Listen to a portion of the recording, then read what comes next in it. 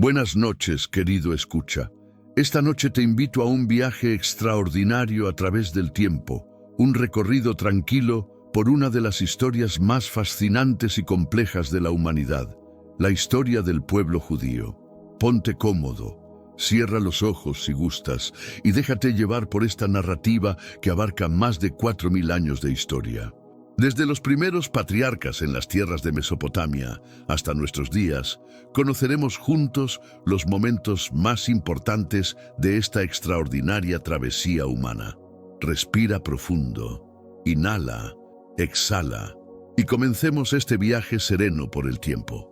Hace aproximadamente 4000 años, en las antiguas tierras de Mesopotamia, donde hoy se encuentra Irak, vivía un hombre llamado Abraham. Su nombre original era Abram y vivía en la próspera ciudad de Ur de los Caldeos. Según las escrituras sagradas, Abraham escuchó una voz divina que le pidió abandonar su tierra natal y dirigirse hacia una nueva tierra que le sería mostrada. Con fe inquebrantable, Abraham emprendió este viaje junto a su esposa Sara y su sobrino Lot. Dejaron atrás la civilización urbana de Mesopotamia para convertirse en nómadas, siguiendo a sus rebaños por las tierras del creciente fértil. Este momento marca el inicio de una de las historias más extraordinarias de la humanidad. Abraham llegó a la tierra de Canaán, la región que hoy conocemos como Israel y Palestina. Allí, según la tradición, recibió una promesa divina. Sus descendientes serían tan numerosos como las estrellas del cielo y las arenas del mar, y heredarían esa tierra para siempre. A los 99 años, Abraham selló un pacto eterno a través del ritual de la circuncisión, marcando así el inicio del pueblo judío. Sara, su esposa, había sido estéril durante muchos años. A los 90 años, milagrosamente concibió y dio a luz a Isaac.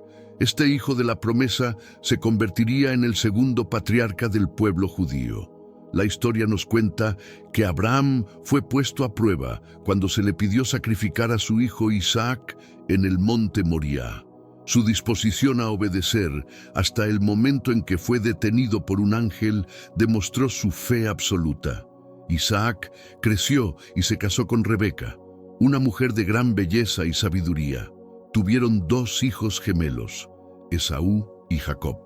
Jacob, el menor, mediante su astucia, obtuvo tanto la primogenitura como la bendición paterna que correspondía a Esaú. Este acto lo obligó a huir de la ira de su hermano. Durante su huida, Jacob experimentó el famoso sueño de la escalera que llegaba hasta el cielo, por la cual subían y bajaban ángeles. Allí recibió la confirmación de que las promesas hechas a Abraham e Isaac también se cumplirían en él. Más tarde, después de luchar toda una noche con un ángel misterioso, Jacob recibió un nuevo nombre, Israel, que significa el que lucha con Dios. Jacob tuvo 12 hijos con sus esposas Lea y Raquel y sus siervas Bilhá y Silpa. Estos 12 hijos se convertirían en los patriarcas de las 12 tribus de Israel: Rubén, Simeón, Leví, Judá, Dan, Neftalí, Gad, Aser, Isaacar, Zabulón, José y Benjamín. Entre ellos, José destacó por su capacidad de interpretar sueños, don que lo llevaría a convertirse en el segundo hombre más poderoso de Egipto.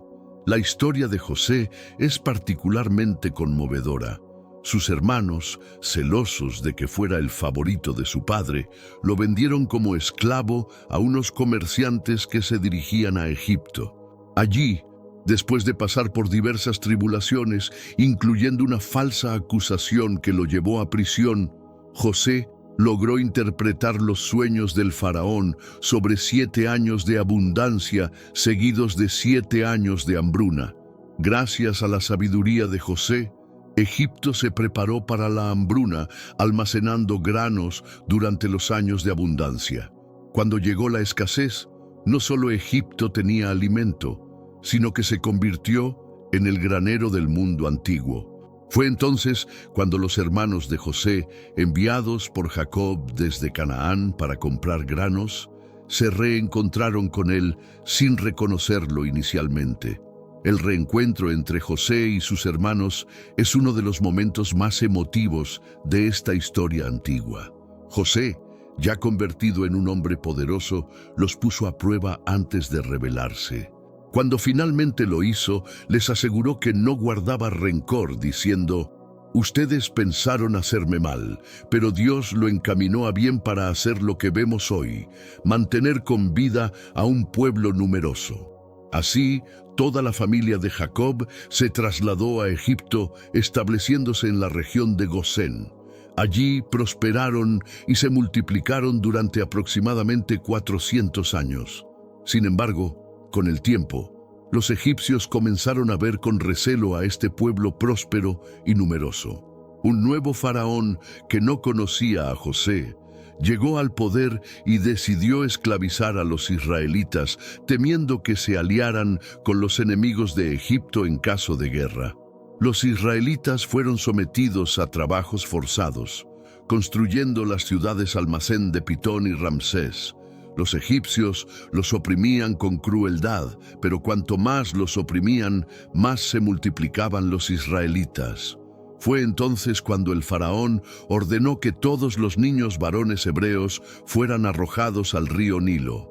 En medio de esta terrible opresión, nació un niño que sería escondido por su madre durante 3 meses.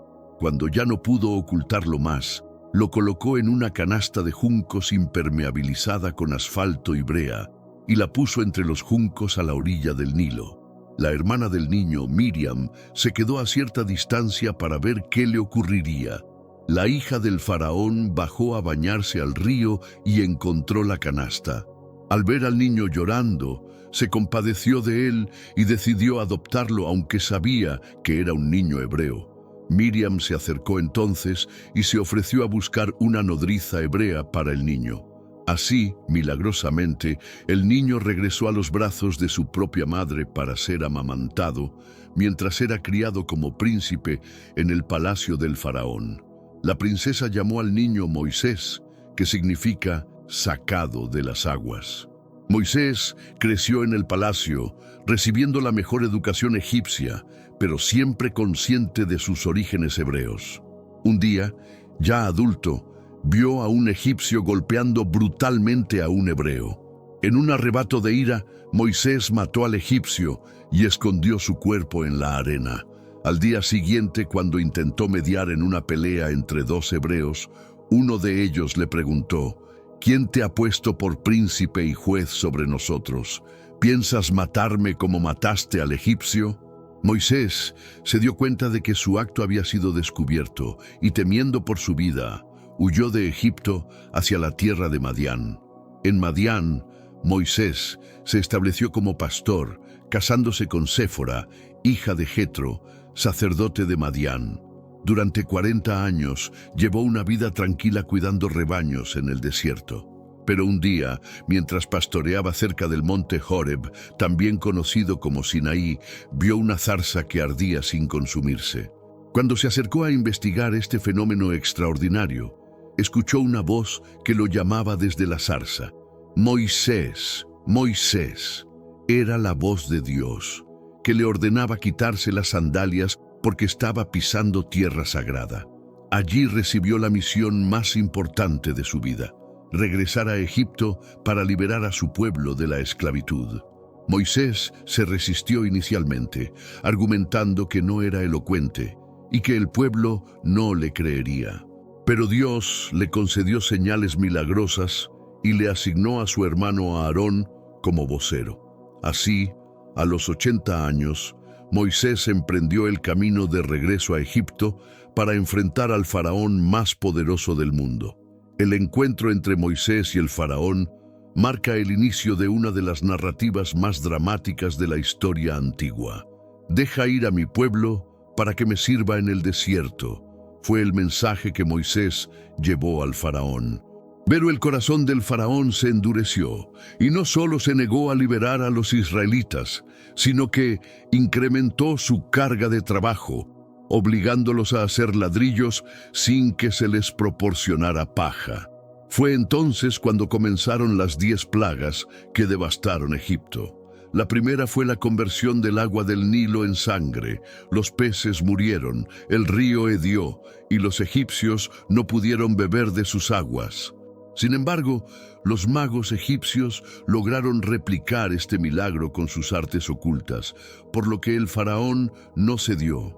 La segunda plaga trajo ranas que invadieron todo Egipto, entrando en los palacios, las casas, los dormitorios y hasta en los hornos y artesas de amasar. Cuando el faraón pidió a Moisés que intercediera, las ranas murieron. Pero una vez más el faraón endureció su corazón y no dejó ir al pueblo. La tercera plaga transformó el polvo de la tierra en piojos que atormentaron tanto a hombres como a animales. Esta vez, los magos egipcios no pudieron replicar el milagro y dijeron al faraón: «Esto es el dedo de Dios». Pero el faraón permaneció inflexible.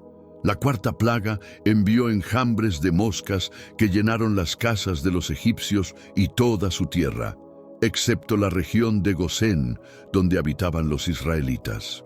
El faraón comenzó a negociar, pero cuando Moisés oró y las moscas desaparecieron, nuevamente cambió de parecer. La quinta plaga trajo una terrible pestilencia que mató a todo el ganado egipcio, pero no murió ni un solo animal de los israelitas. La sexta plaga cubrió tanto a hombres como a animales con úlceras y sarpullidos. Incluso los magos egipcios no pudieron presentarse ante Moisés debido a las úlceras que los aquejaban. La séptima plaga envió granizo mezclado con fuego que destruyó todo lo que estaba en el campo, hombres, animales y plantas. Solo en la región de Gosén no hubo granizo. El faraón admitió su pecado esta vez, pero cuando cesó el granizo, endureció nuevamente su corazón. La octava plaga trajo langostas que devoraron todo lo que había quedado después del granizo. Los siervos del faraón le rogaron que dejara ir a los israelitas, preguntándole: «¿Hasta cuándo será este hombre una trampa para nosotros? ¿No sabes que Egipto está destruido?» Pero el faraón solo estuvo dispuesto a dejar ir a los hombres, no a las familias completas. La novena plaga sumió a Egipto en tinieblas densas durante 3 días, tinieblas que se podían palpar. Los egipcios no podían verse unos a otros ni levantarse de sus lugares, pero todos los hijos de Israel tenían luz en sus moradas. Finalmente llegó el momento de la 10ª y más terrible plaga. Moisés anunció que a medianoche el Señor pasaría por Egipto y moriría todo primogénito en la tierra egipcia, desde el primogénito del faraón hasta el primogénito de la sierva que está tras el molino, e incluso todo primogénito de los animales. Pero antes de esta última plaga, los israelitas recibieron instrucciones precisas para protegerse. Cada familia debía tomar un cordero sin defecto, sacrificarlo al atardecer del día 14 del mes y untar su sangre en los postes y el dintel de las puertas de sus casas. Esa noche debían comer la carne del cordero asada al fuego, junto con panes sin levadura y hierbas amargas, vestidos y listos para partir. Esta fue la institución de la Pascua, la celebración más importante del calendario judío, que conmemora la liberación de Egipto. El ángel de la muerte pasó por alto las casas marcadas con sangre, pero en toda casa egipcia donde no había sangre en la puerta, murió el primogénito. Esa noche se elevó un gran clamor en Egipto, porque no había casa donde no hubiera un muerto. El faraón llamó a Moisés y Aarón de noche y les dijo: «Levántense, salgan de en medio de mi pueblo, tanto ustedes como los hijos de Israel, y vayan a servir al Señor como han dicho». Los egipcios urgían al pueblo para que se apresurara a salir del país, porque decían: «Todos vamos a morir». Así, después de 430 años en Egipto, los israelitas partieron de Ramsés hacia Sucot. Eran aproximadamente 600,000 personas a pie, solo varones, sin contar los niños, además de una multitud mixta de otras nacionalidades que se unió a ellos. Llevaron consigo sus rebaños de ovejas y vacas y una gran cantidad de ganado. Los egipcios, en su prisa por deshacerse de los israelitas, les dieron joyas de plata y oro y vestidos. Así, los israelitas despojaron a Egipto, llevándose las riquezas que les permitirían sobrevivir en el desierto y construir más tarde el tabernáculo. Pero la libertad recién obtenida sería puesta a prueba inmediatamente. Dios no los condujo por el camino más corto hacia la tierra prometida, que habría sido a través del territorio filisteo, porque era un camino de guerra y el pueblo podría desanimarse y regresar a Egipto.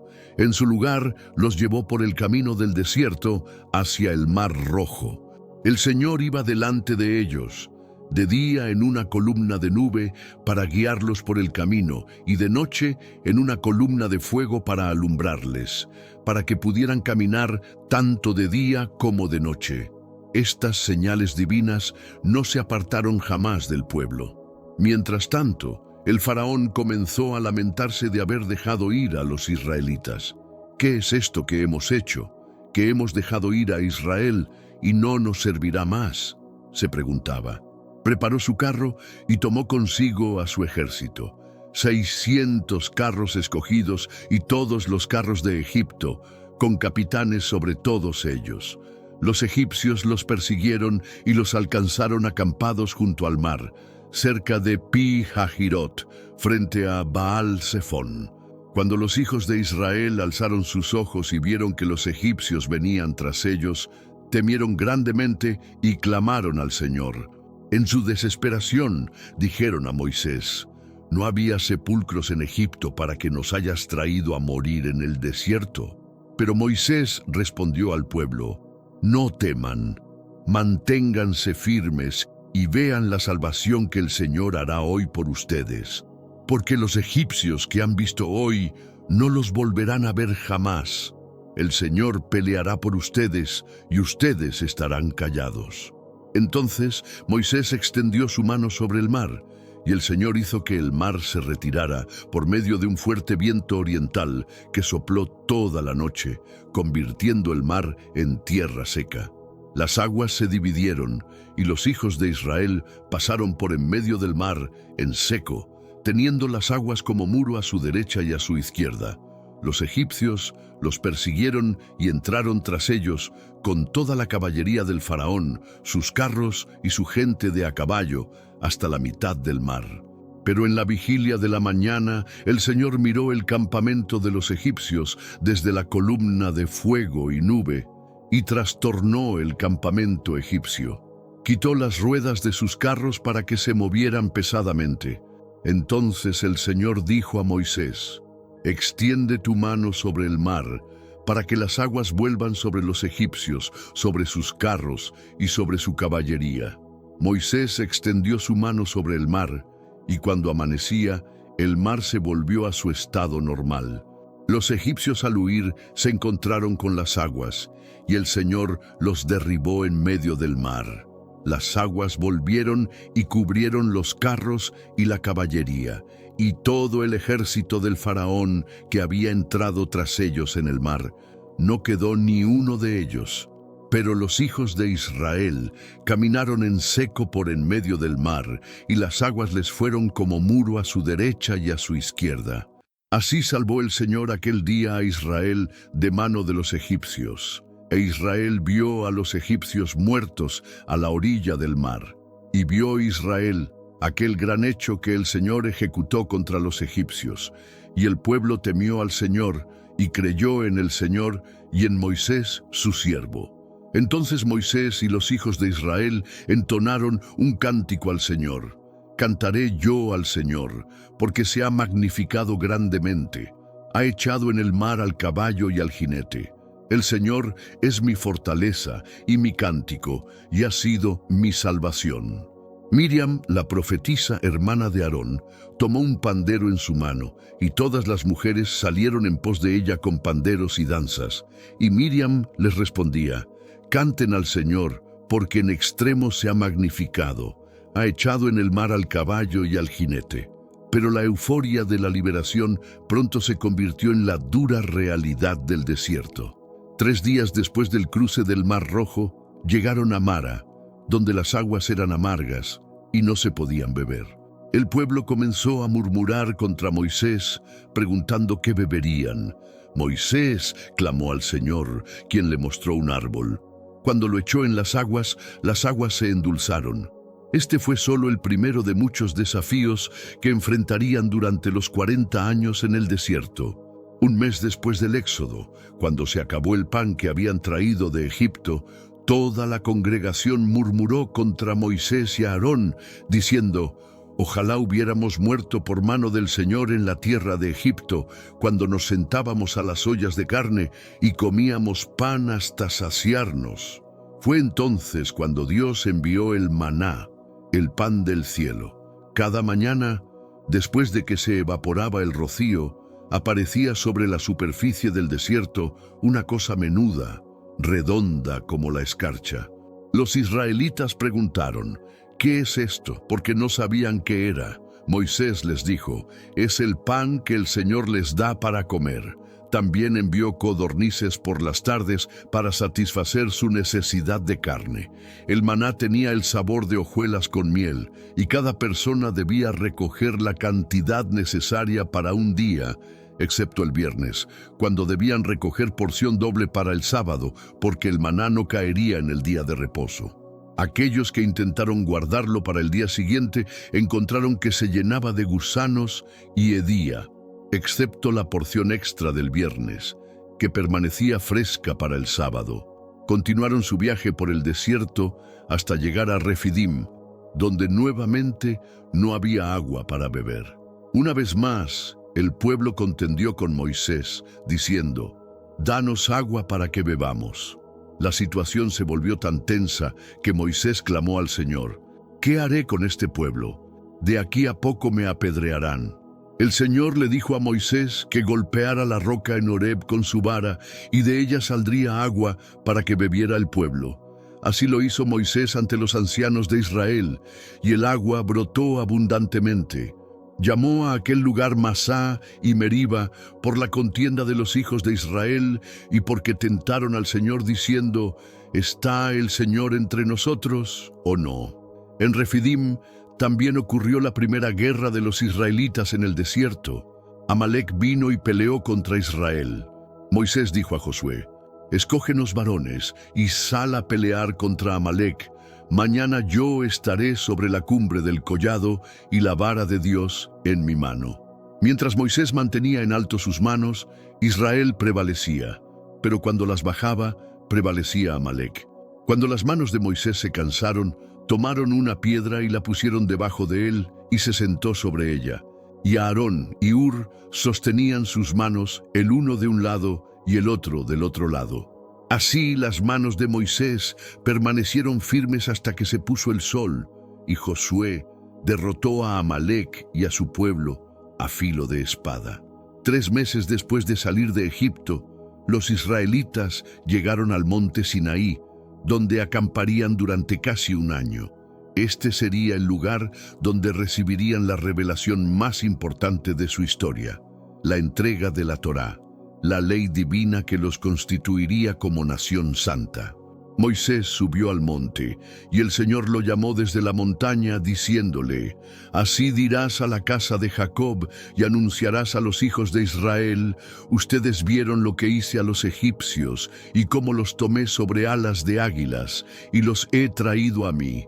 Ahora pues, si dieren oído a mi voz y guardaren mi pacto, vosotros seréis mi especial tesoro sobre todos los pueblos, porque mía es toda la tierra. Y vosotros me seréis un reino de sacerdotes y gente santa». El pueblo respondió unánimemente: «Todo lo que el Señor ha dicho, haremos». Entonces el Señor dijo a Moisés que preparara al pueblo, que se santificaran y lavaran sus vestidos, porque al tercer día el Señor descendería a ojos de todo el pueblo sobre el monte Sinaí. Al tercer día, cuando vino la mañana, vinieron truenos y relámpagos, y una espesa nube sobre el monte, y sonido de bocina muy fuerte, y se estremeció todo el pueblo que estaba en el campamento. Todo el monte Sinaí humeaba, porque el Señor había descendido sobre él en fuego, y el humo subía como el humo de un horno, y todo el monte se estremecía en gran manera. Desde esta manifestación divina, Dios proclamó los 10 mandamientos, los principios fundamentales que gobernarían la vida del pueblo israelita. No tendrás otros dioses delante de mí, no te harás imagen ni ninguna semejanza, no tomarás el nombre del Señor tu Dios en vano. Acuérdate del día de reposo para santificarlo. Honra a tu padre y a tu madre. No matarás, no adulterarás, no hurtarás, no hablarás contra tu prójimo falso testimonio, no codiciarás. Pero mientras Moisés permanecía en el monte, recibiendo las tablas de la ley y las instrucciones detalladas para la construcción del tabernáculo, el pueblo se impacientó. Dijeron a Aarón: levántate, haznos dioses que vayan delante de nosotros, porque a este Moisés que nos sacó de la tierra de Egipto, no sabemos qué le haya acontecido. Aarón les pidió que le trajeran los pendientes de oro de sus esposas, hijos e hijas. Con este oro formó un becerro de fundición, y el pueblo exclamó: Israel, estos son tus dioses, que te sacaron de la tierra de Egipto. Aarón edificó un altar delante del becerro y proclamó una fiesta para el día siguiente. Cuando el Señor vio esto, su ira se encendió contra el pueblo. Dijo a Moisés: anda, desciende, porque tu pueblo que sacaste de la tierra de Egipto se ha corrompido. Moisés intercedió por el pueblo, recordando a Dios las promesas hechas a Abraham, Isaac e Israel. Cuando Moisés descendió del monte y vio el becerro y las danzas, su furor se encendió y arrojó las tablas de sus manos, quebrándolas al pie del monte. Tomó el becerro que habían hecho, lo quemó en el fuego, lo molió hasta hacerlo polvo, lo esparció sobre las aguas e hizo beber de ellas a los hijos de Israel. La consecuencia de esta idolatría fue severa. Los levitas, que se mantuvieron fieles, ejecutaron a aproximadamente 3,000 hombres que habían participado en la adoración del becerro de oro.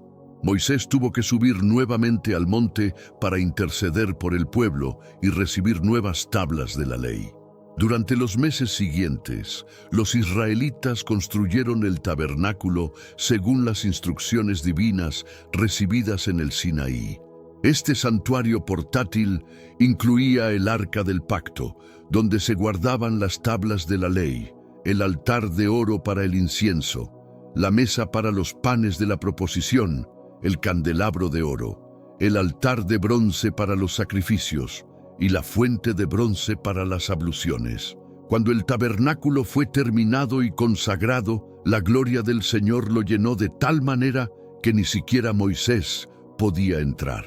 La nube del Señor estaba sobre el tabernáculo de día, y de noche había fuego sobre él a la vista de toda la casa de Israel durante todas sus jornadas.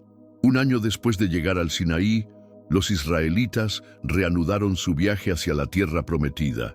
Desde el desierto de Parán, Moisés envió 12 espías, uno de cada tribu, para reconocer la tierra de Canaán.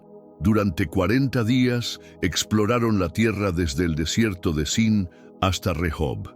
Cuando regresaron, trajeron una muestra de los frutos de la tierra, un racimo de uvas tan grande que lo cargaron entre 2 hombres en una vara, además de granadas e higos.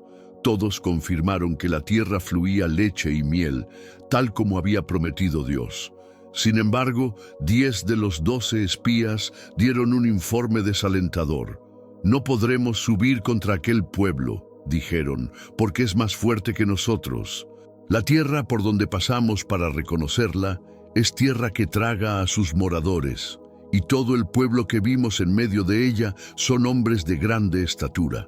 También vimos allí gigantes, hijos de Anac, raza de los gigantes, y éramos nosotros, a nuestro parecer, como langostas, y así les parecíamos a ellos. Solo Josué y Caleb mantuvieron la fe, diciendo: la tierra por donde pasamos para reconocerla es tierra en gran manera buena.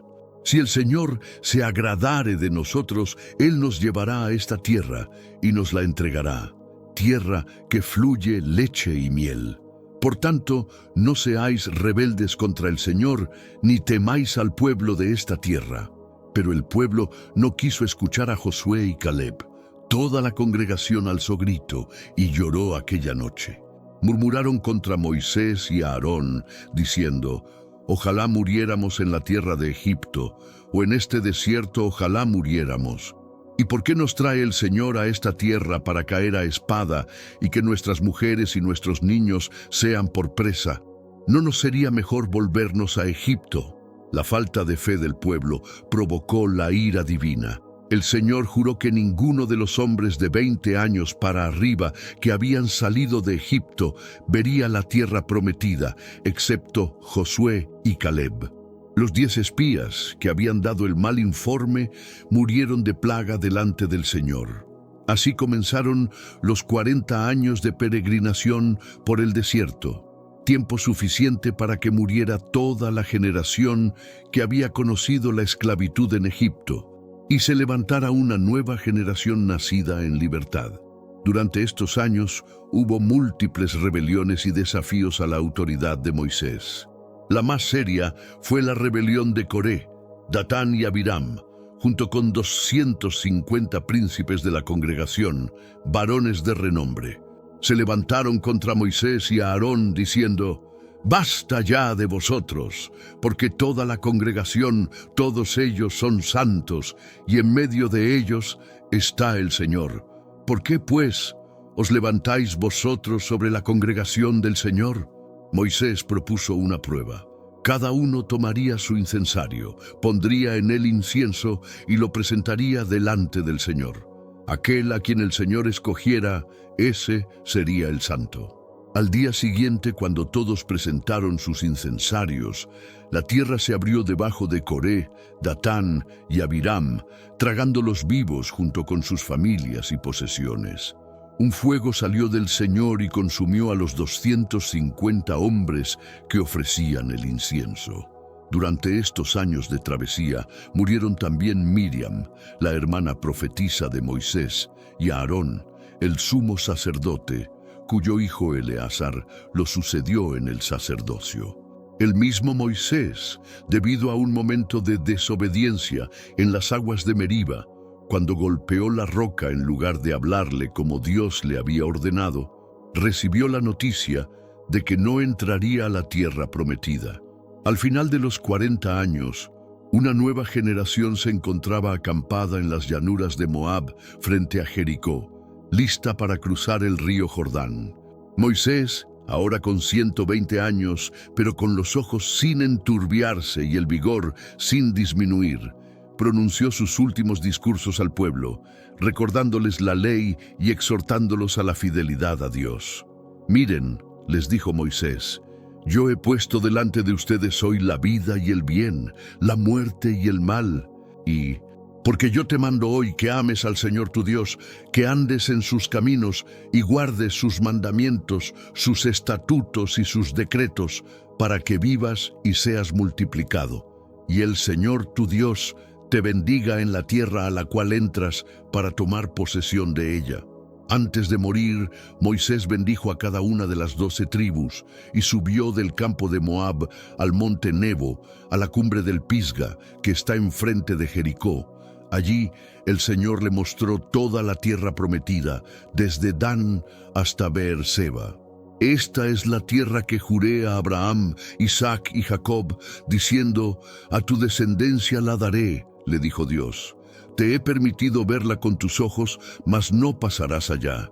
Y murió allí Moisés, siervo del Señor, en la tierra de Moab, conforme al dicho del Señor. Y él lo enterró en el valle, en la tierra de Moab, enfrente de Bet-peor, y ninguno conoce el lugar de su sepultura hasta hoy. Era Moisés de edad de 120 años cuando murió. Sus ojos nunca se oscurecieron, ni perdió su vigor. Después de la muerte de Moisés, Josué, hijo de Nun, quien había sido su ministro desde su juventud, tomó el liderazgo del pueblo. El Señor le habló diciendo: «Mi siervo Moisés ha muerto. Ahora, pues, levántate y pasa este Jordán, tú y todo este pueblo, a la tierra que yo les doy a los hijos de Israel».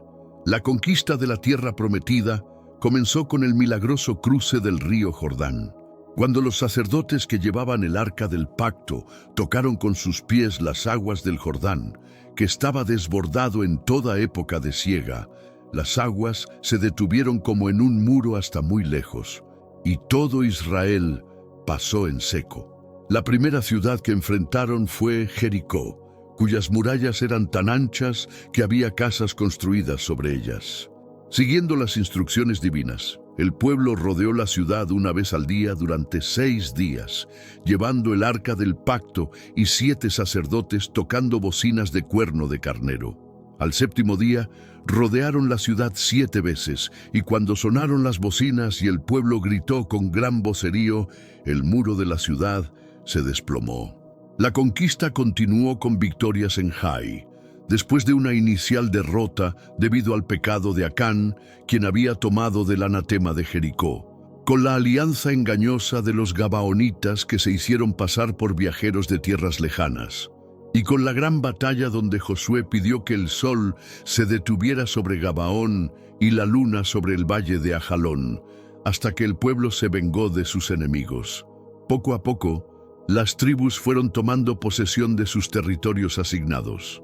Rubén, Gad y la media tribu de Manasés se establecieron al este del Jordán. Al oeste, Judá recibió el sur, incluyendo Hebrón, donde fueron sepultados los patriarcas. Efraín y la otra media tribu de Manasés ocuparon la región central, y las demás tribus se repartieron el norte. Sin embargo, la conquista no fue completa. Muchos pueblos cananeos permanecieron en la tierra, y esto se convertiría en una fuente constante de tentación y conflicto para los israelitas. Como había advertido Moisés, estos pueblos los llevarían a la idolatría y se convertirían en espinas en sus costados. Cuando Josué era ya anciano, convocó a todo Israel para darles sus últimas instrucciones. «Yo me voy por el camino de toda la tierra», les dijo. «Reconozcan, pues, con todo su corazón y con toda su alma, que no ha faltado una palabra de todas las buenas palabras que el Señor su Dios habló de ustedes». Su mensaje final fue claro: «Ahora, pues, teman al Señor y sírvanle con integridad y en verdad, y quiten de entre ustedes los dioses a los cuales sirvieron sus padres al otro lado del río y en Egipto, y sirvan al Señor. Y si mal les parece servir al Señor, escojan hoy a quien sirvan, si a los dioses a los cuales sirvieron sus padres cuando estuvieron al otro lado del río, o a los dioses de los amorreos en cuya tierra habitan. Pero yo y mi casa serviremos al Señor». El pueblo respondió: «Nunca tal acontezca que dejemos al Señor para servir a otros dioses». Josué entonces estableció un pacto con el pueblo aquel día y les dio estatutos y decretos en Siquem. Escribió estas palabras en el libro de la ley de Dios, y tomando una gran piedra, la levantó allí debajo de la encina que estaba junto al santuario del Señor. Después de esto murió Josué, hijo de Nun, siervo del Señor, siendo de 110 años. Lo sepultaron en el territorio de su heredad en Timnat Sera, en el monte de Efraín, al norte del monte de Gaas. Con la muerte de Josué comenzó uno de los periodos más turbulentos de la historia israelita, la época de los jueces. Durante aproximadamente 300 años, Israel vivió sin un gobierno central unificado, organizándose según sus tribus y siendo liderado ocasionalmente por carismáticos libertadores llamados jueces. Este período se caracterizó por un ciclo repetitivo que el libro de los jueces describe vívidamente. Israel servía fielmente a Dios. Luego se olvidaba de él y adoraba a los dioses cananeos. Dios permitía que fueran oprimidos por pueblos vecinos. El pueblo clamaba a Dios en su aflicción. Dios levantaba un juez que los liberaba. Había paz durante la vida del juez, y al morir el ciclo comenzaba nuevamente. Entre los jueces más destacados se encuentra Débora, la única mujer juez, quien junto con Barak derrotó al general cananeo Sísara. Su cántico de victoria es uno de los poemas más antiguos de la literatura hebrea.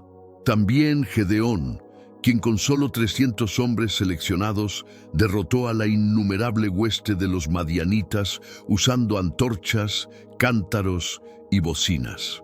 Jefté, el hijo de una prostituta rechazado por sus hermanos, se convirtió en libertador de Israel contra los amonitas, aunque su historia se ensombrece por el voto precipitado que lo llevó a sacrificar a su hija. Y está Sansón, el nazareo desde el vientre de su madre, dotado de una fuerza sobrenatural mientras mantuviera sin cortar su cabello. La historia de Sansón es particularmente dramática. Enamorado de Dalila, una mujer filistea, le reveló el secreto de su fuerza después de que ella lo presionara persistentemente.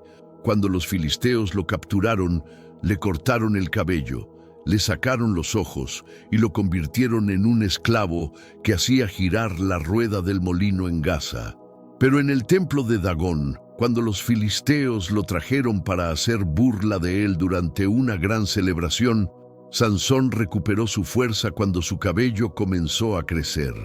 Pidió a Dios que le devolviera su poder una última vez, y derribando las columnas principales del templo, mató más filisteos en su muerte que los que había matado en vida. El período de los jueces terminó con Samuel, el último y más grande de los jueces, quien también sirvió como profeta y sacerdote. Samuel fue consagrado a Dios desde su nacimiento por su madre Ana, quien había sido estéril y había prometido dedicar su hijo al Señor si le concedía la maternidad. Criado en el tabernáculo de Silo bajo la tutela del sacerdote Elí, Samuel recibió su llamamiento profético siendo aún niño. Cuando escuchó la voz de Dios llamándolo durante la noche, toda su vida sirvió fielmente, juzgando a Israel y ofreciendo sacrificios al Señor.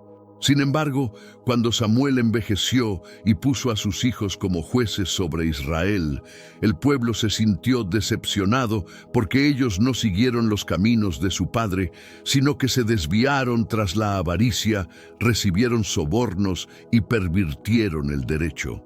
Los ancianos de Israel se reunieron y dijeron a Samuel: «He aquí tú has envejecido, y tus hijos no andan en tus caminos. Por tanto, constitúyenos ahora un rey que nos juzgue, como tienen todas las naciones».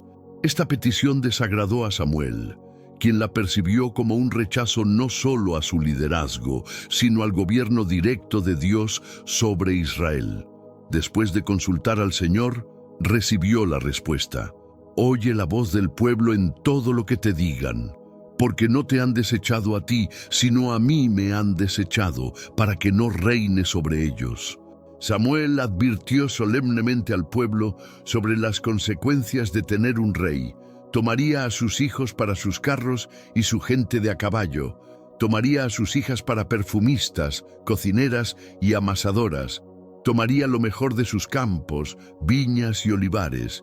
Tomaría el diezmo de sus semillas y viñas. Tomaría a sus siervos, criadas, jóvenes y asnos para su servicio, y el pueblo se convertiría en sus siervos. Pero el pueblo insistió: «No, sino que habrá rey sobre nosotros, y nosotros seremos también como todas las naciones, y nuestro rey nos gobernará y saldrá delante de nosotros y hará nuestras guerras». Reluctantemente, Samuel accedió a buscar un rey para Israel.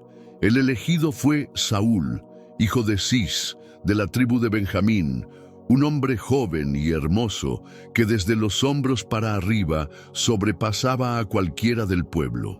Saúl había salido a buscar las asnas perdidas de su padre cuando se encontró providencialmente con Samuel, quien lo ungió como el primer rey de Israel. El reinado de Saúl comenzó prometedoramente. Su primera gran victoria fue contra los amonitas que sitiaban Jabes de Galaad. Cuando escuchó el llamado de auxilio, el Espíritu de Dios vino sobre él con poder y convocó a todo Israel, cortando una yunta de bueyes en pedazos y enviándolos por todo el territorio con el mensaje: cualquiera que no salga en pos de Saúl y en pos de Samuel, así será hecho con sus bueyes. 330,000 israelitas respondieron al llamado.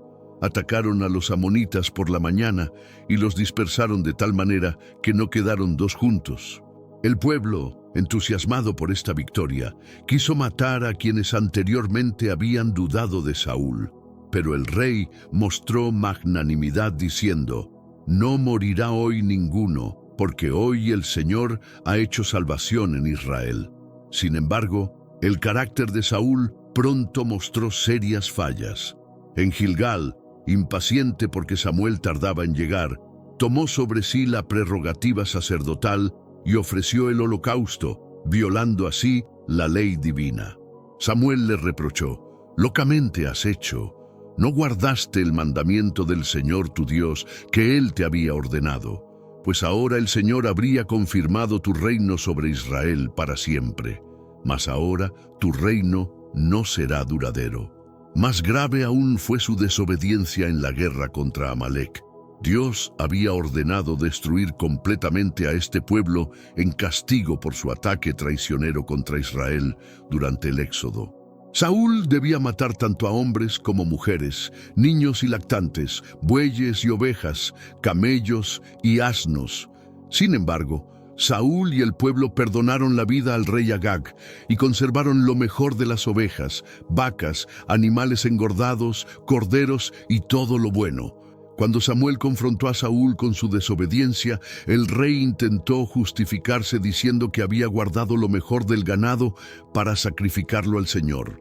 Pero Samuel respondió con palabras que resonarían a través de los siglos: ¿se complace el Señor tanto en los holocaustos y víctimas como en que se obedezca a las palabras del Señor? Ciertamente el obedecer es mejor que los sacrificios y el prestar atención que la grosura de los carneros, porque como pecado de adivinación es la rebelión y como ídolos e idolatría la obstinación. Fue entonces cuando Samuel pronunció las palabras que marcarían el fin del reinado de Saúl: por cuanto tú desechaste la palabra del Señor, Él también te ha desechado para que no seas rey. Aunque Saúl suplicó perdón, Samuel le comunicó que el reino había sido dado a otro que era mejor que él. Esa misma noche, Samuel ejecutó personalmente al rey Agag, cumpliendo así el mandamiento que Saúl había desobedecido. Desde entonces, Samuel no vio más a Saúl hasta el día de su muerte, aunque lloraba por él, porque el Señor se había arrepentido de haber puesto a Saúl por rey sobre Israel. Por orden divina, Samuel fue a Belén, a la casa de Isaí, para ungir al sucesor de Saúl. Cuando vio a Eliab, el hijo mayor de Isaí, pensó: de cierto delante del Señor está su ungido. Pero el Señor le dijo: no mires a su parecer, ni a lo grande de su estatura, porque yo lo desecho. Porque el Señor no mira lo que mira el hombre, pues el hombre mira lo que está delante de sus ojos, pero el Señor mira el corazón. Isaí hizo pasar a 7 de sus hijos delante de Samuel, pero ninguno fue elegido. Samuel preguntó: ¿son estos todos tus hijos?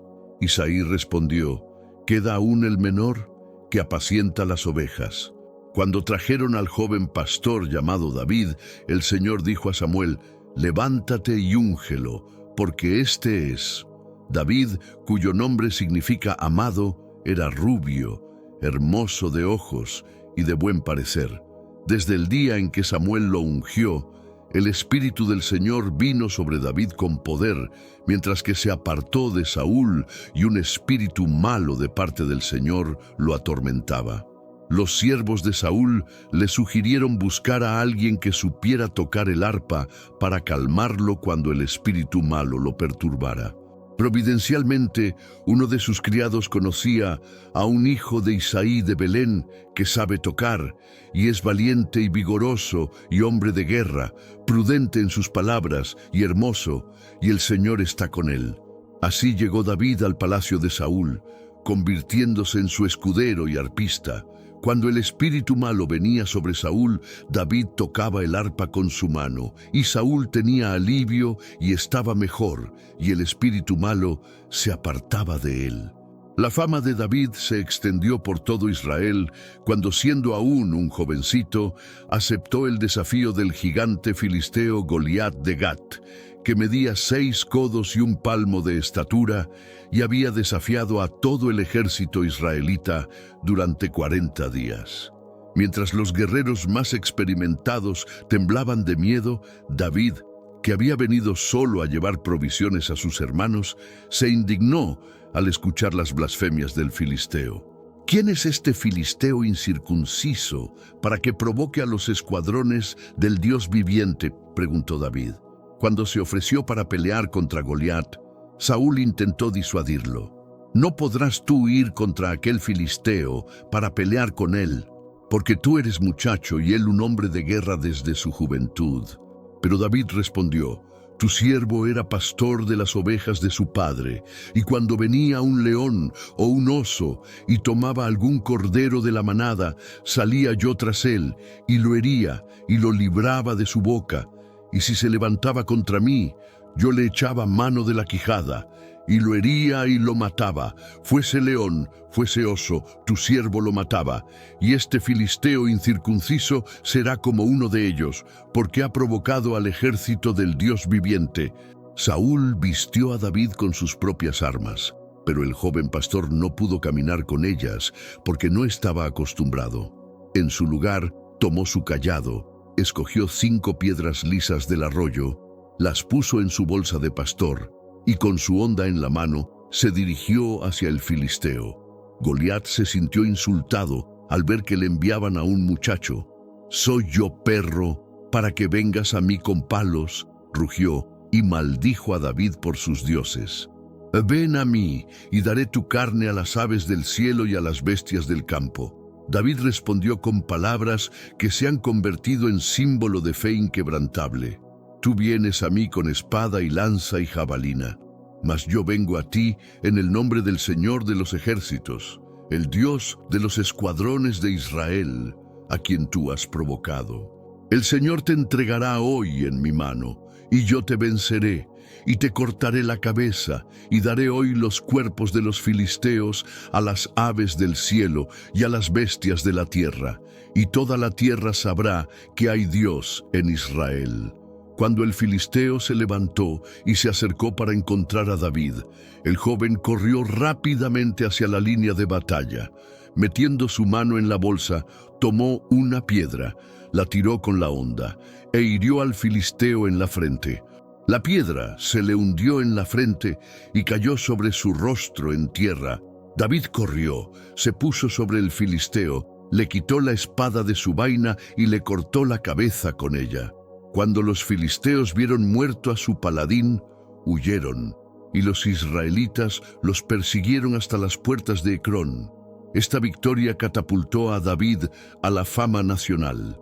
Las mujeres salían de todas las ciudades de Israel cantando y danzando con panderos, cantando: Saúl hirió a sus 1000 y David a sus 10.000. Este cántico despertó los celos de Saúl, quien desde entonces vio a David como una amenaza a su trono. La relación entre David y Jonatán, hijo de Saúl, se convirtió en una de las amistades más hermosas de la literatura universal. El alma de Jonatán se ligó con la de David y lo amó como a sí mismo. Hicieron un pacto y Jonatán se quitó el manto que llevaba, se lo dio a David y también sus vestidos, hasta su espada, su arco y su talabarte. Mientras tanto, Saúl se sumía cada vez más en la paranoia y los celos. Intentó matar a David lanzándole una lanza mientras tocaba el arpa, pero David esquivó el golpe. Luego le ofreció a su hija Mical en matrimonio, esperando que los filisteos lo mataran en las batallas que tendría que pelear para conseguir la dote requerida, 100 prepucios de filisteos. Pero David trajo 200 prepucios de filisteos y se casó con Mical, quien llegó a amarlo. Esto aumentó aún más los temores de Saúl, quien se dio cuenta de que el Señor estaba con David y que todo Israel lo amaba. Saúl habló abiertamente con Jonatán y con todos sus siervos para que mataran a David. Pero Jonatán defendió a su amigo ante su padre. No peque el rey contra su siervo David, porque ninguna cosa ha cometido contra ti y porque sus obras han sido muy buenas para contigo. Él puso su vida en peligro e hirió al filisteo, y el Señor hizo una gran salvación a todo Israel. Tú lo viste y te alegraste. ¿Por qué pues pecarás contra la sangre inocente, matando a David sin causa? Saúl escuchó momentáneamente la voz de Jonatán y juró: «Vive el Señor, que no morirá». Pero su promesa no duró mucho. Cuando David continuó teniendo éxito en las batallas, Saúl intentó nuevamente matarlo con la lanza. Esta vez, David huyó a su casa, donde Mical lo ayudó a escapar por una ventana, poniendo una estatua en la cama para simular que David estaba enfermo. Comenzó entonces un período de aproximadamente 10 años, durante los cuales David vivió como fugitivo, perseguido implacablemente por Saúl a través de los desiertos de Judá. Se le unió un grupo de descontentos, endeudados y amargados, hasta formar una banda de 600 hombres. Durante este tiempo, David demostró repetidamente su magnanimidad y respeto por Saúl como ungido del Señor. En 2 ocasiones tuvo la oportunidad de matar a Saúl, una en la cueva de Engadi, donde cortó secretamente un pedazo del manto de Saúl mientras éste dormía, y otra en el desierto de Sif, donde entró de noche en el campamento de Saúl y tomó su lanza y su jarro de agua. En ambas ocasiones, David se negó a matar a Saúl a pesar de la insistencia de sus hombres. «El Señor me guarde de hacer tal cosa contra mi Señor, el ungido del Señor, que yo extienda mi mano contra él, porque es el ungido del Señor», declaró David. Su conducta noble contrastaba dramáticamente con la obsesión destructiva de Saúl. Durante su exilio, David se casó con Abigail, viuda de Nabal, una mujer de gran belleza e inteligencia que había evitado que David se vengara de su difunto esposo por su grosería. También tomó por esposa a Ahinoam de Jezreel. La persecución de Saúl se volvió tan intensa que David llegó al punto de desesperar y buscar refugio entre los filisteos, los tradicionales enemigos de Israel. Aquis, rey de Gat, le dio la ciudad de Siclag, donde vivió por 1 año y 4 meses, fingiendo servir a los filisteos mientras en realidad atacaba a los enemigos tradicionales de Israel. El final del reinado de Saúl llegó cuando los filisteos reunieron un gran ejército para atacar Israel. Saúl, aterrorizado y sin recibir respuesta de Dios a través de sueños, profetas o el Urim, tomó la desesperada decisión de consultar a una hechicera en Endor, a pesar de que él mismo había prohibido tales prácticas en Israel. La hechicera, a petición de Saúl, invocó el espíritu de Samuel, quien apareció y pronunció las palabras que sellaron el destino del rey. «¿Y para qué me preguntas a mí, si el Señor se ha apartado de ti y es tu enemigo? El Señor ha hecho como habló por medio de mí, pues el Señor ha quitado el reino de tu mano y lo ha dado a tu compañero, a David». La profecía se cumplió al día siguiente en la batalla del monte Gilboa. Los filisteos derrotaron a Israel y huyeron los hombres de Israel de delante de los filisteos y cayeron muertos en el monte Gilboa. Los arqueros alcanzaron a Saúl y fue gravemente herido.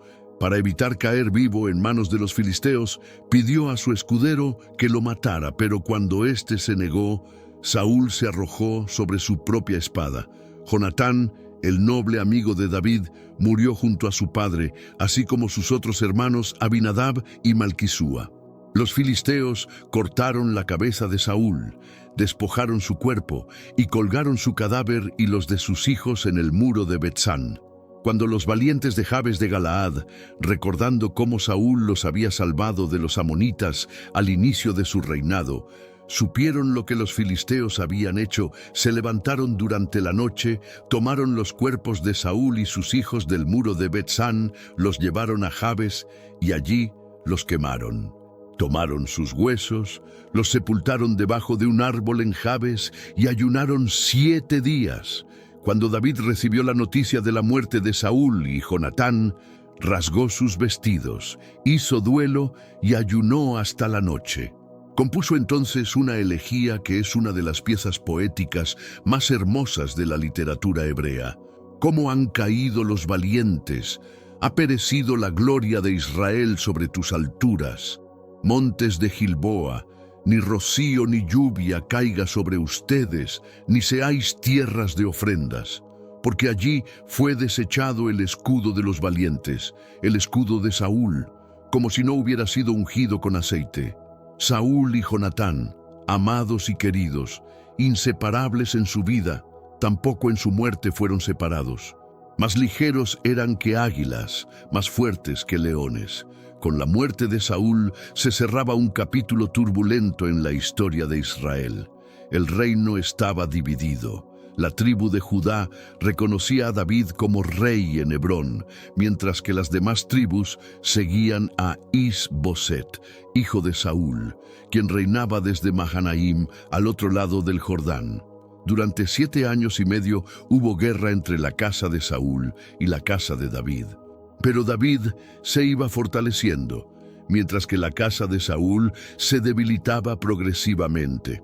El punto de inflexión llegó cuando Abner, el poderoso general de Saúl, se enemistó con Is-Boset y decidió pasarse al lado de David. Abner negoció con David para entregarle todo Israel, pero fue asesinado traicioneramente por Joab, el general de David, quien vengaba así la muerte de su hermano Asael. David lamentó públicamente esta muerte y honró la memoria de Abner, lo que le ganó el respeto de todo Israel. Poco después, 2 capitanes de Is-Boset lo asesinaron mientras dormía la siesta, llevando su cabeza a David esperando una recompensa. Pero David los mandó ejecutar diciendo: «¿Cuánto más a los malos hombres que mataron a un hombre justo en su casa, en su cama? Ahora pues, ¿no he de demandar yo su sangre de vuestras manos y quitaros de la tierra?» Con la muerte de Is-Boset, todas las tribus de Israel vinieron a David en Hebrón y le dijeron: «Hueso tuyo y carne tuya somos». Y aun antes de ahora, cuando Saúl reinaba sobre nosotros, eras tú quien sacabas a Israel a la guerra y lo volvías a traer. Además, el Señor te ha dicho: «Tú apacentarás a mi pueblo Israel, y tú serás príncipe sobre Israel». Así, a los 37 años de edad, David fue ungido rey sobre todo Israel, comenzando un reinado que duraría 33 años más y que sería recordado como la época dorada del antiguo Israel. Su primera gran decisión fue conquistar Jerusalén, la ciudad jebusea, que se había mantenido independiente desde la época de Josué. La ciudad, situada en las montañas entre el territorio de Judá y Benjamín, era considerada inexpugnable por sus habitantes, quienes se burlaron diciendo que los ciegos y cojos podrían defenderla contra David. Pero David y sus hombres lograron entrar por el canal de agua subterráneo, tomando la fortaleza por sorpresa. David convirtió a Jerusalén en su capital, la ciudad de David, convirtiéndola en el centro político y religioso de Israel.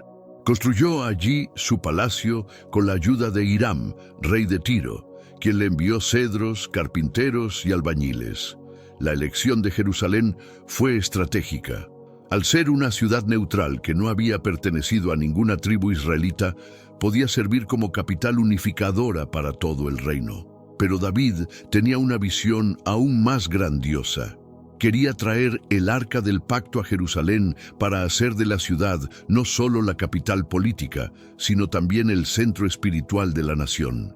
El Arca había permanecido en Kiriat Jearim desde que los filisteos la devolvieron después de los juicios que cayeron sobre ellos por haberla capturado. El primer intento de trasladar el Arca terminó en tragedia.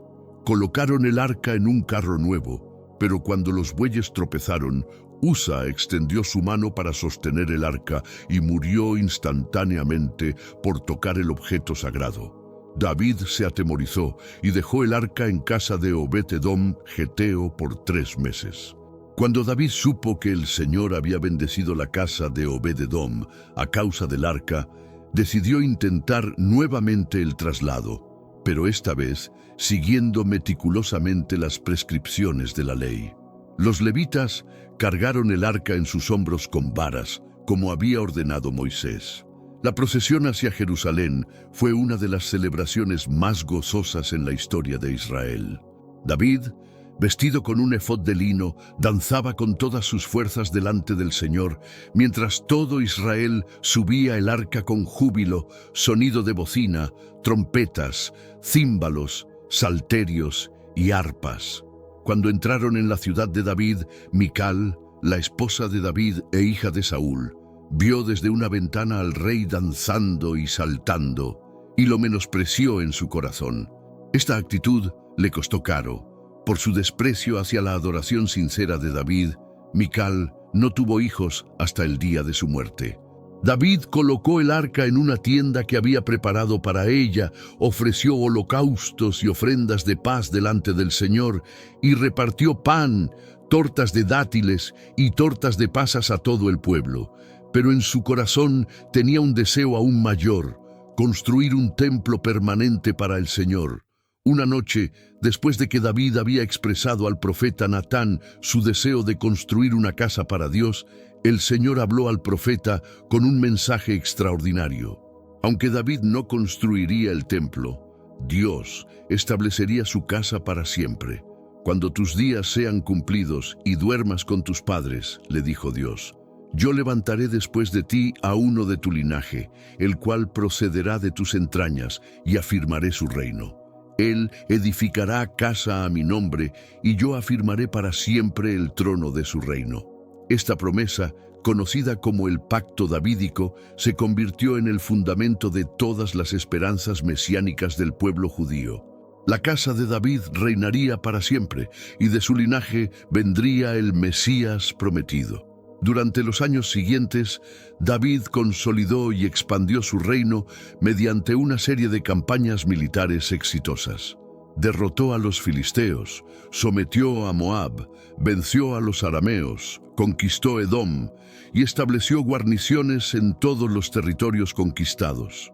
El reino de David se extendía desde Dan hasta Beerseba y desde el río Éufrates hasta la frontera de Egipto.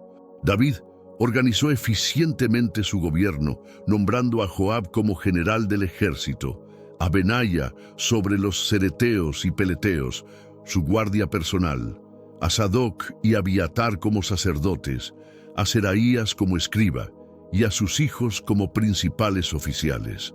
Estableció también turnos de servicio para los levitas, organizó a los músicos del templo y preparó todo lo necesario para la construcción del futuro templo. Los salmos, muchos de los cuales fueron compuestos por David, nos dan una ventana íntima a su alma durante estos años. En ellos encontramos a un hombre que experimentó las más profundas emociones humanas: gozo y dolor, confianza y duda, gratitud y desesperación, siempre en diálogo honesto con su Dios. Pero en el apogeo de su poder y gloria, David cometió el gran error de su vida. Un día, cuando los reyes salen a la guerra, David se quedó en Jerusalén. Una tarde, paseando por la azotea de su palacio, vio a una mujer que se bañaba, y la mujer era muy hermosa. Era Betsabé, esposa de Urías Eteo, uno de sus soldados más valientes que estaba sirviendo en el asedio de Rabá. David mandó traer a Betsabé al palacio, y ella concibió. Cuando la mujer envió a decir a David que estaba embarazada, el rey intentó encubrir su pecado, haciendo volver a Urías del frente de batalla, esperando que durmiera con su esposa y así creyera que el hijo era suyo.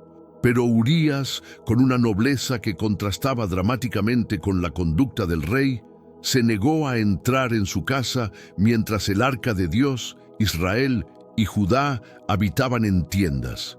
Y Joab y los siervos de su señor acampaban sobre la faz del campo. Ni siquiera cuando David lo emborrachó, Urías fue a su casa. Desesperado, David escribió una carta a Joab diciendo: «Pongan a Urías al frente, en lo más recio de la batalla, y retírense de él, para que sea herido y muera». Urías, sin saberlo, llevó su propia sentencia de muerte a Joab. El plan funcionó. Urías murió en batalla junto con otros valientes israelitas. Después del periodo de luto, David tomó a Betsabé por esposa y ella le dio un hijo. Pero lo que David había hecho fue malo ante los ojos del Señor. Un año después, el profeta Natán vino a David con una parábola. Había dos hombres en una ciudad, el uno rico y el otro pobre. El rico tenía numerosas ovejas y vacas, pero el pobre no tenía más que una sola corderita que él había comprado y criado, y que había crecido con él y con sus hijos juntamente. Comía de su bocado y bebía de su vaso, y dormía en su seno, y la tenía como a una hija. Y vino uno de camino al hombre rico, y éste no quiso tomar de sus ovejas y de sus vacas para guisar para el caminante que había venido a él, sino que tomó la oveja de aquel hombre pobre y la preparó para aquel que había venido a él. David se indignó en gran manera y dijo: «Vive el Señor, que el que tal hizo es digno de muerte, y debe pagar la cordera con 4 tantos porque hizo tal cosa, y no tuvo misericordia». Entonces Natán pronunció las palabras que resonaron como un trueno en el alma de David: «Tú eres aquel hombre». El profeta declaró el juicio divino. La espada no se apartaría jamás de la casa de David, y el mal se levantaría contra él de su propia casa. David, quebrantado, confesó: «Pequé contra el Señor». Aunque su vida fue perdonada, el hijo que había concebido con Betsabé murió. El Salmo 51, «Ten piedad de mí, oh Dios, conforme a tu misericordia», surge de este momento de profundo arrepentimiento y representa una de las expresiones más auténticas de contrición en toda la literatura.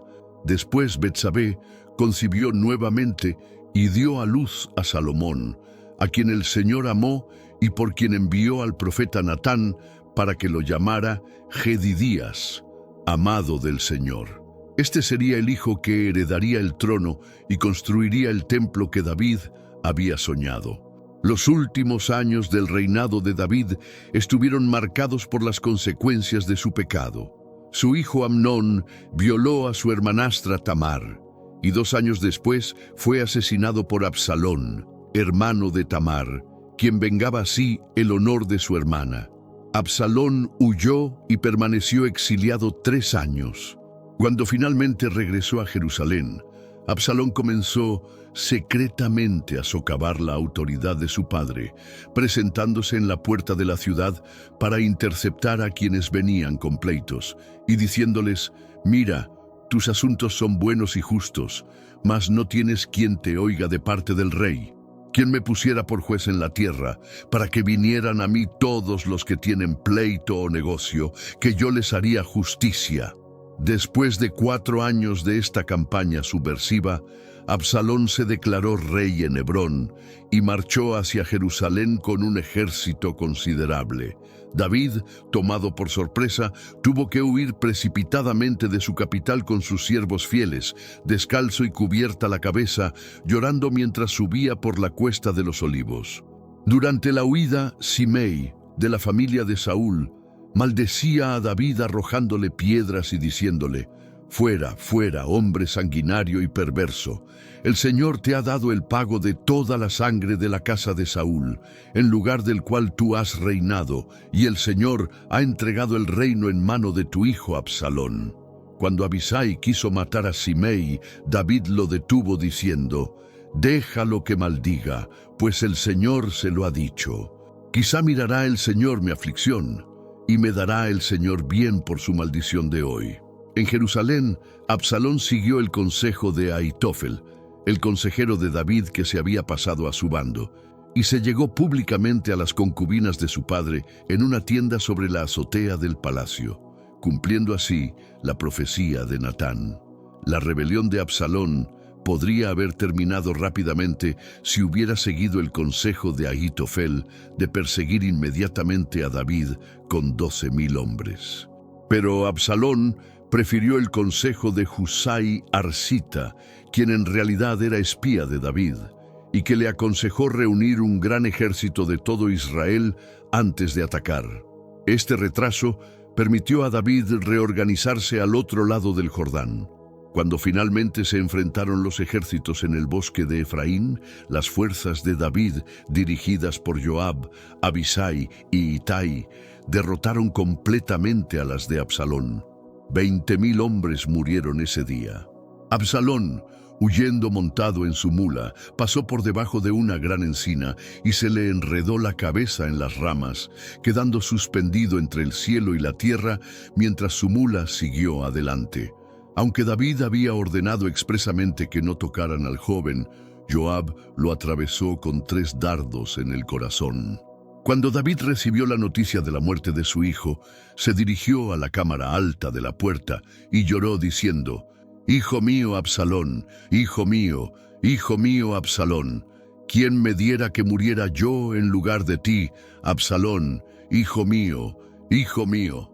Su dolor era tan intenso que Joab tuvo que reprenderlo por llorar más por su enemigo que por alegrarse con quienes habían arriesgado sus vidas por él. Los últimos años de David estuvieron marcados también por una epidemia que azotó Israel como consecuencia de haber ordenado un censo del pueblo, confiando en el número de sus soldados en lugar de confiar en Dios.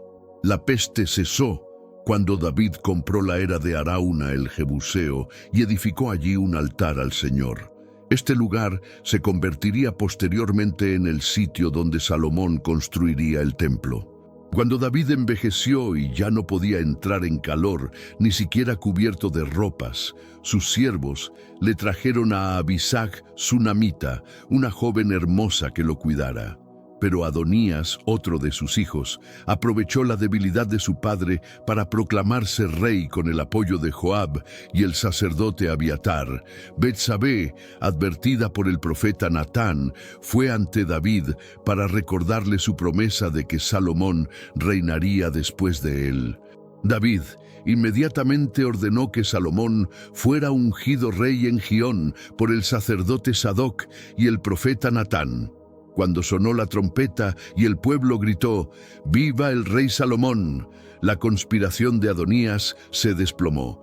En sus últimas palabras a Salomón, David le encargó: «Yo sigo el camino de toda la tierra, esfuérzate y sé hombre». Guarda los preceptos del Señor tu Dios, andando en sus caminos y observando sus estatutos y mandamientos, sus decretos y sus testimonios, de la manera que está escrito en la ley de Moisés, para que prosperes en todo lo que hagas y en todo aquello que emprendas. David murió después de reinar 40 años, 7 años en Hebrón sobre Judá y 33 años en Jerusalén sobre todo Israel y Judá. Fue sepultado en la ciudad de David, y Salomón se sentó en el trono de su padre. El reino que heredó Salomón era el más poderoso y próspero que Israel había conocido. Las fronteras se extendían desde el Éufrates hasta la frontera de Egipto, y las naciones vecinas enviaban tributo. Salomón superó a todos los hombres en sabiduría, después de que en Gabaón pidiera a Dios no riquezas ni larga vida, sino sabiduría para gobernar justamente a su pueblo. El juicio más famoso de Salomón involucró a 2 mujeres que reclamaban ser la madre del mismo bebé. Salomón ordenó partir al niño por la mitad con una espada, lo que hizo que la verdadera madre prefiriera renunciar a su hijo antes que verlo morir, mientras que la falsa madre estuvo de acuerdo con la división. La sabiduría de este juicio se divulgó por todo Israel. Salomón organizó su reino en 12 distritos administrativos, cada uno responsable de mantener la corte real durante un mes al año. Su corte era lujosa. Cada día se consumían 30 medidas de flor de harina y 60 medidas de harina, 10 bueyes gordos, 20 bueyes de pasto, 100 ovejas, sin contar los ciervos, gacelas, corzos y aves gordas. Pero la gran obra de Salomón fue la construcción del templo en Jerusalén. En el 4.º año de su reinado, 480 años después del éxodo de Egipto, comenzó la construcción en el monte Moriah, donde Abraham había estado dispuesto a sacrificar a Isaac y donde David había edificado un altar para detener la pestilencia. El templo fue construido con los mejores materiales, piedras labradas en la cantera para que no se oyera martillo ni hacha durante la construcción, cedros del Líbano traídos por Hiram de Tiro y oro en abundancia. El interior estaba revestido completamente de oro, y en el lugar santísimo, Salomón colocó 2 querubines de madera de olivo, cada uno de 10 codos de altura, cuyas alas extendidas tocaban las paredes y se encontraban en el centro. La construcción tomó 7 años, y cuando fue terminada, Salomón convocó a todos los ancianos de Israel para trasladar el arca del pacto desde la ciudad de David al templo.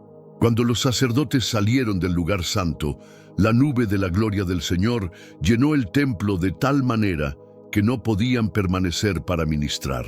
En la dedicación, Salomón ofreció una oración que es una obra maestra de la literatura bíblica. Pero ¿es verdad que Dios morará sobre la tierra? He aquí que los cielos de los cielos, no te pueden contener.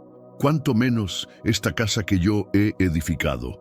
Con todo, tú atenderás a la oración de tu siervo y a su ruego, oh Señor Dios mío, oyendo el clamor y la oración que tu siervo hace hoy delante de ti. Aprín oró por 7 situaciones específicas en las que el pueblo podría necesitar el perdón y la ayuda divina, pidiendo que Dios oyera desde los cielos y perdonara. Cuando terminó de orar, descendió fuego del cielo que consumió el holocausto y los sacrificios, y la gloria del Señor llenó la casa. La fama de Salomón se extendió por todas las naciones. La reina de Saba viajó desde los confines de la tierra para probar su sabiduría con preguntas difíciles.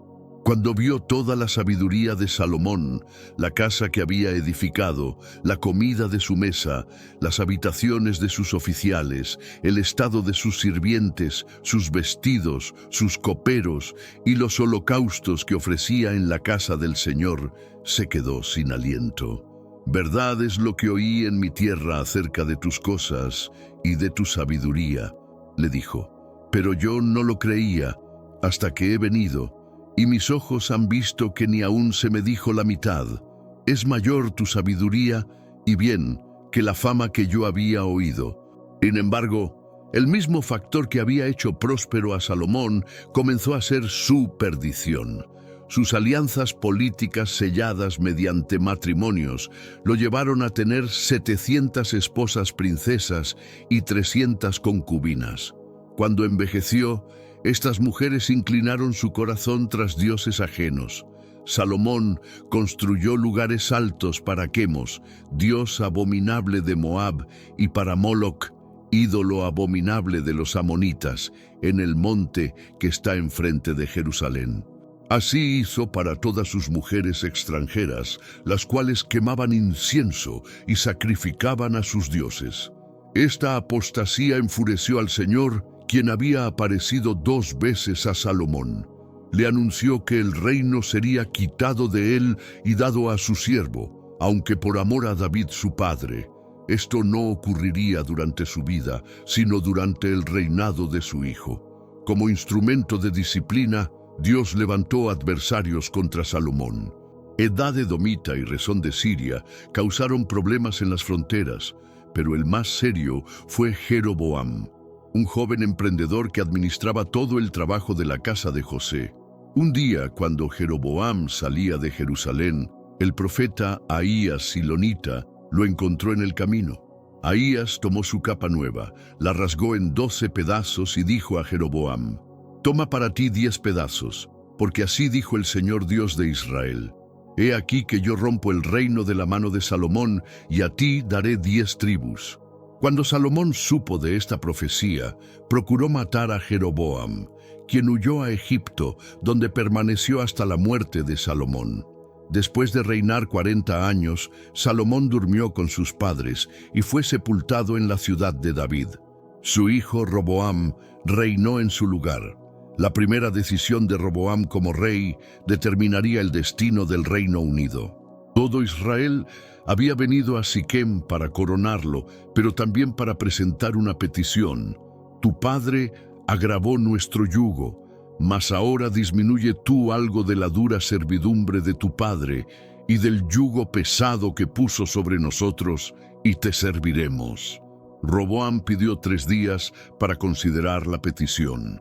Los ancianos que habían servido a Salomón le aconsejaron: «Si tú fueres siervo de este pueblo hoy, y lo sirvieres, y respondieres, y les hablares buenas palabras, ellos te servirán para siempre». Pero Roboam desechó el consejo de los ancianos y consultó a los jóvenes que se habían criado con él, quienes le dijeron: «Así hablarás a este pueblo. Mi dedo meñique es más grueso que los lomos de mi padre. Ahora pues, mi padre os cargó de yugo pesado, mas yo añadiré a vuestro yugo. Mi padre os castigó con azotes, mas yo os castigaré con escorpiones». Cuando Roboam dio esta respuesta altanera al pueblo, 10 tribus se rebelaron gritando: «¿Qué parte tenemos nosotros con David? No tenemos herencia en el hijo de Isaí. Israel, a tus tiendas. David, mira ahora por tu casa». Se fueron a sus tiendas, y cuando Roboam envió a Adoram, quien estaba sobre los tributos, lo apedrearon hasta matarlo. Así se cumplió la profecía, y el reino se dividió. Las 10 tribus del norte eligieron a Jeroboam como su rey, formando el reino de Israel con capital en Siquem, luego Penuel y finalmente Samaria. Solo las tribus de Judá y Benjamín permanecieron fieles a la casa de David, formando el reino de Judá con capital en Jerusalén. Jeroboam, temiendo que si su pueblo continuaba subiendo a adorar al templo en Jerusalén, sus corazones se volverían hacia Roboam, cometió el gran pecado que marcó todo su reinado y el de sus sucesores. Hizo 2 becerros de oro y dijo al pueblo: «Bastante habéis subido a Jerusalén. He aquí tus dioses, oh Israel, los cuales te hicieron subir de la tierra de Egipto». Puso uno de los becerros en Betel y el otro en Dan. Instituyó su propia fiesta en el mes 8 como remedo de la fiesta de los tabernáculos, y estableció sacerdotes de entre el pueblo que no eran de los hijos de Leví. Este fue el pecado que hizo pecar a Israel y que se menciona repetidamente en los libros de los reyes. Así comenzó uno de los períodos más tristes de la historia israelita. Durante los siguientes 200 años, el reino de Israel tuvo 19 reyes de 9 dinastías diferentes, ninguno de los cuales siguió fielmente al Señor. Hubo constantes guerras civiles, asesinatos, conspiraciones y una creciente apostasía que culminaría con la deportación de las 10 tribus por los asirios. En el reino de Judá, la situación fue algo mejor, pues al menos mantuvieron el templo y el sacerdocio legítimo, aunque también hubo períodos de idolatría y corrupción. De los 20 reyes de Judá, 8 fueron considerados buenos ante los ojos del Señor: Asa, Josafat, Joás, Amasías, Usías, Jotam, Ezequías y Josías. Durante este período de los reinos divididos, Dios levantó profetas extraordinarios para llamar al pueblo al arrepentimiento. Elías el tisbita se enfrentó valientemente al rey Acab y su malvada esposa Jezabel, quien había introducido el culto a Baal en Israel de manera sistemática. En el Monte Carmelo, Elías desafió a 450 profetas de Baal a una prueba pública. Mientras ellos clamaban en vano desde la mañana hasta el mediodía, cortándose con cuchillos según su costumbre, Elías se burló de ellos. Gritad en alta voz, porque dioses, quizá está meditando, o tiene algún trabajo, o va de camino, tal vez duerme, y hay que despertarle. Cuando llegó la hora del sacrificio de la tarde, Elías reparó el altar del Señor que había sido derruido, hizo una zanja alrededor, puso la leña en orden, cortó el buey en pedazos, lo puso sobre la leña y mandó echar agua sobre el holocausto y la leña hasta llenar también la zanja. Entonces oró: Señor Dios de Abraham, de Isaac y de Israel, sea hoy manifiesto que tú eres Dios en Israel y que yo soy tu siervo y que por mandato tuyo he hecho todas estas cosas. Respóndeme, Señor, respóndeme para que conozca este pueblo que tú, oh Señor, eres el Dios y que tú vuelves a ti el corazón de ellos. Entonces cayó fuego del Señor y consumió el holocausto, la leña, las piedras y el polvo, y aún lamió el agua que estaba en la zanja. Al ver esto, todo el pueblo se postró y gritó: «El Señor es el Dios, el Señor es el Dios».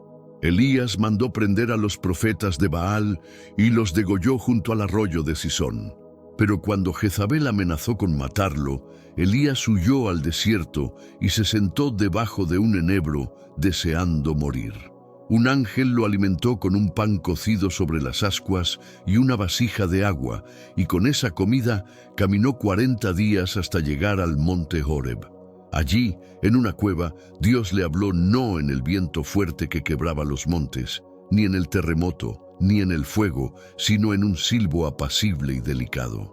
Le ordenó ungir a Hazael como rey de Siria, a Jehú como rey de Israel, y a Eliseo como profeta en su lugar. Eliseo, quien había estado arando con 12 yuntas de bueyes, siguió a Elías después de despedirse de sus padres. Durante años sirvió a Elías, y cuando llegó el momento en que Elías sería arrebatado al cielo, Eliseo pidió una doble porción del espíritu de su maestro. Mientras caminaban juntos hablando, un carro de fuego con caballos de fuego apartó a Elías de Eliseo, y Elías subió al cielo en un torbellino. Eliseo gritó: Padre mío, carro de Israel y su gente de a caballo. Y nunca más lo vio. Eliseo tomó el manto de Elías que había caído, golpeó las aguas del Jordán diciendo: ¿Dónde está el Señor, el Dios de Elías? Y las aguas se apartaron. Los hijos de los profetas que estaban en Jericó reconocieron: el espíritu de Elías reposó sobre Eliseo. Durante los siguientes 50 años, Eliseo sirvió como profeta en Israel, realizando numerosos milagros. Sanó las aguas amargas de Jericó, multiplicó el aceite de la viuda, resucitó al hijo de la tsunamita, sanó la lepra de Naamán el sirio e hizo flotar un hacha de hierro en el agua.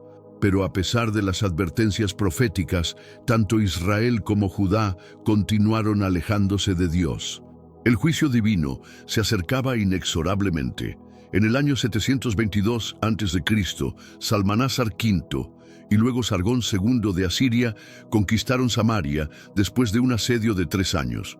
Según los anales asirios, 27.290 israelitas fueron deportados a Asiria y Media, mientras que colonos de otras partes del imperio asirio fueron traídos para poblar la región.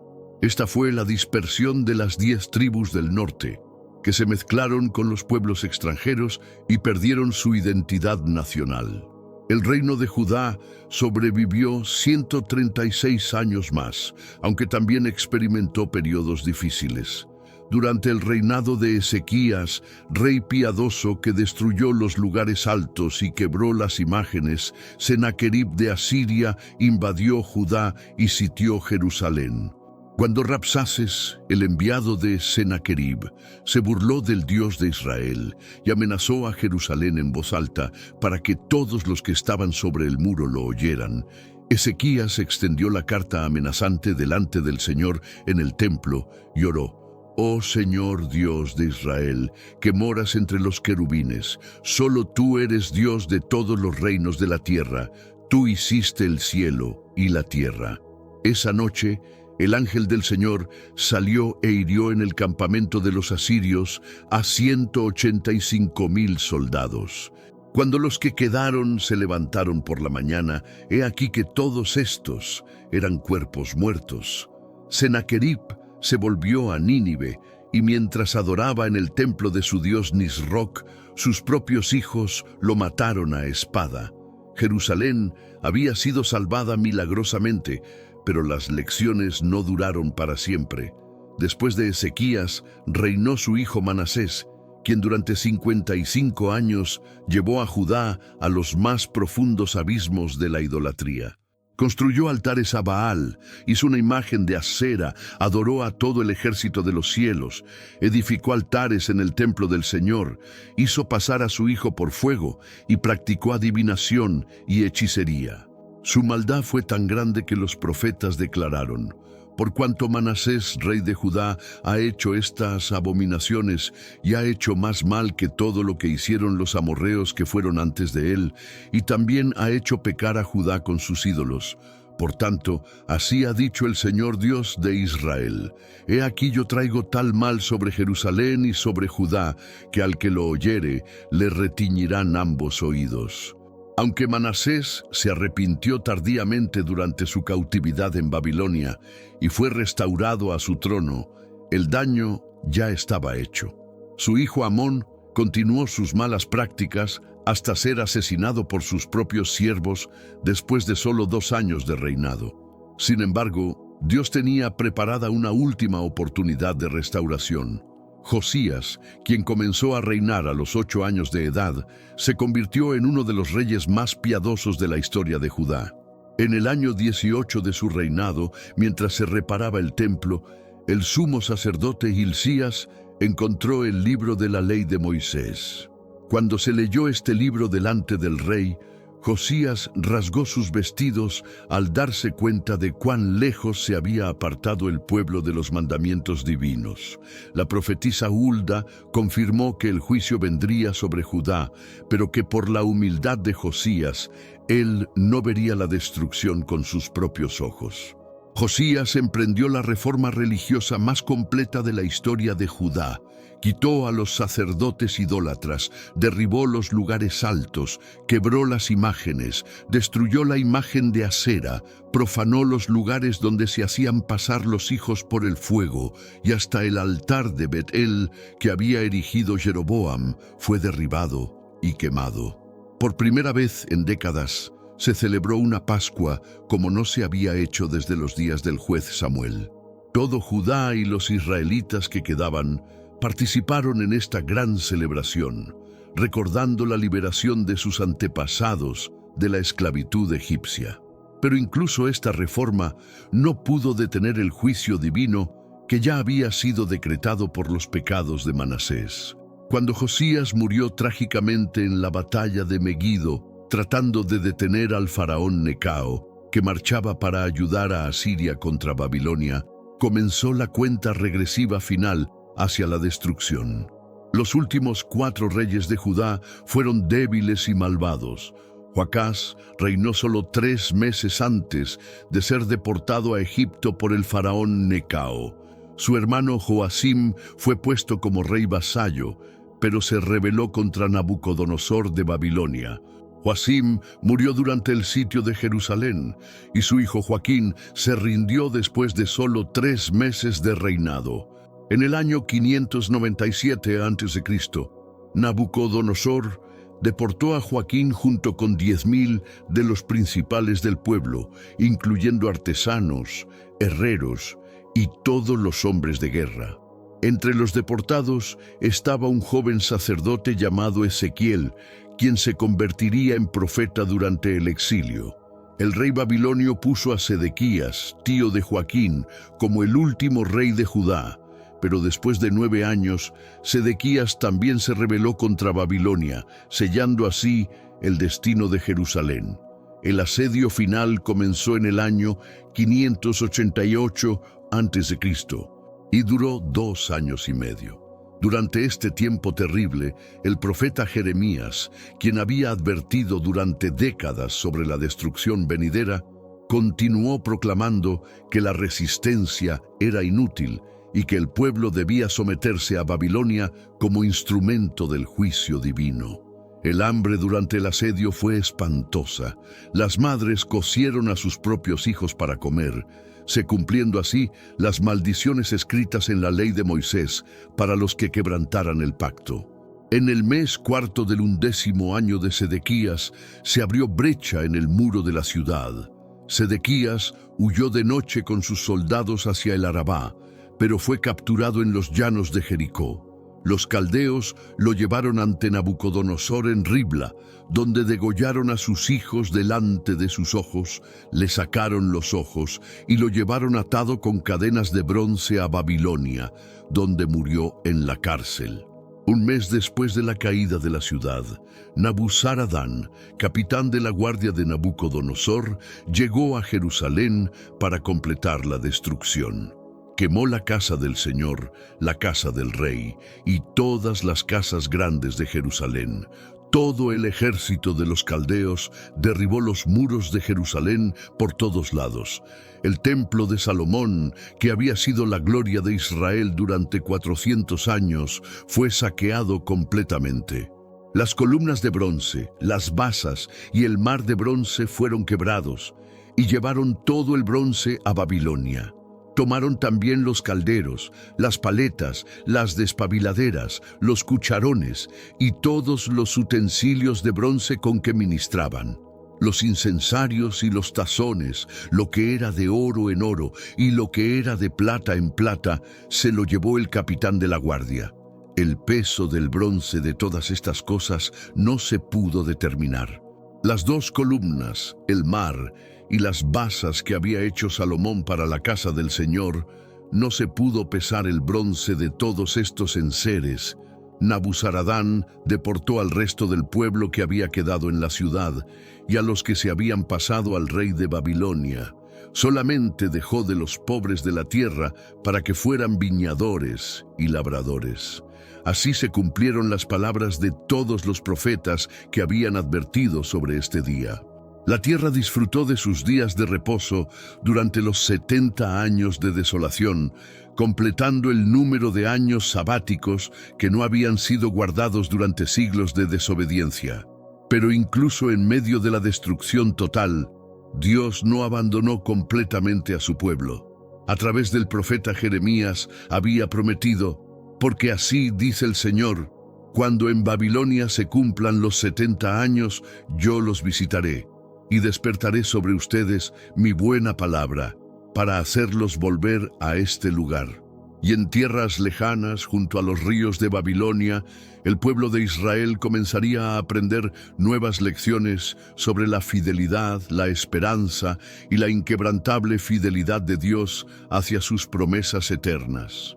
Respira profundo, querido escucha. Has viajado conmigo a través de los primeros 1500 años de esta extraordinaria historia. Desde Abraham, partiendo de Ur, hasta el exilio en Babilonia, hemos caminado juntos por los momentos más cruciales que formaron el alma de un pueblo. Si este viaje por el tiempo te ha conmovido, si has sentido la resonancia de estas historias ancestrales en tu propio corazón, te invito a continuar esta travesía extraordinaria. Suscríbete para no perderte ningún capítulo de esta fascinante historia y comparte este contenido con quienes también buscan comprender las raíces profundas de nuestra civilización. Que descanses bien y que estos ecos del pasado te acompañen en tu presente. Hasta nuestro próximo encuentro en el tiempo.